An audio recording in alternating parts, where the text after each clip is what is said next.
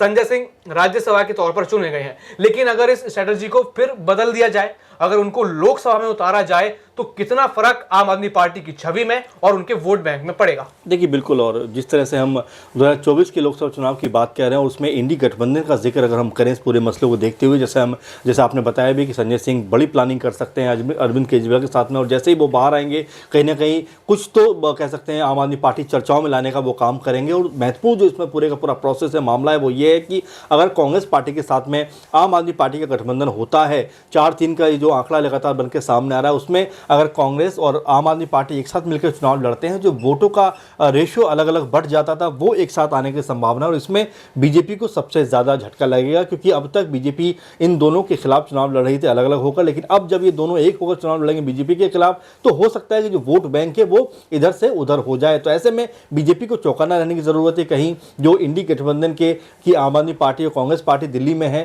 कहीं उनके खिलाफ जो है बड़ा कह सकते हैं झटका देने वाली स्थिति ना आ जाए, क्योंकि अब तक 7 सीटें बीजेपी के खाते में जाती रही हैं। और जिस तरह से आपने जिक्र भी किया, चाहे हंसराज हंस हो, चाहे जो है गौतम गंभीर हो, क्रिकेट के मैदानों में और अपने जो है फिल्मी करियर में बिजी हैं, इसके अलावा कई ऐसे सांसद हैं, चाहे मनोज तिवारी की बात करें, चाहे प्रवेश वर्मा की बात करें, चाहे आप रमेश बिधूड़ी की बात करें, उनके अलग तरह की बयानबाजी, उलझुल बयानबाजी कहने के बीजेपी के लिए भी परेशानी का सबब बनती रही है, और कई बार तो बीजेपी को सामने आकर सफाई देनी पड़ी है। तो कुल मिलाकर बीजेपी की स्थिति 2019-14 वाली नहीं है। तो ऐसे में उनको सतर्क रहना होगा, क्योंकि यहाँ पर केजरीवाल ने जो एमसीडी में इस समय तक नहीं थे, यानी कि 3 बार से लगातार बीजेपी एमसीडी में थी, लेकिन इस बार एमसीडी से भी जो आम आदमी पार्टी उसने बीजेपी का सफाया कर दिया। तो ऐसे में क्या अब जो कह सकते हैं ग्राउंड लेवल पे,